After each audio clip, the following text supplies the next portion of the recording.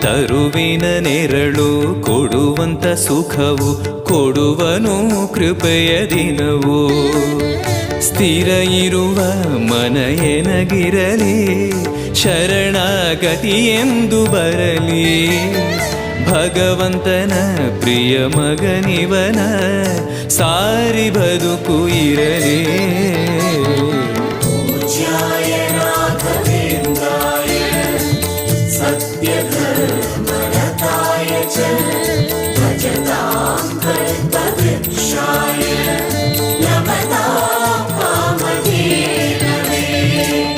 ಆಲಯವೆಂದರೆ ಮಂತ್ರಾಲಯವೇ, ಬೇರೆ ನಾ ಅರಿಯಲಾರೆ.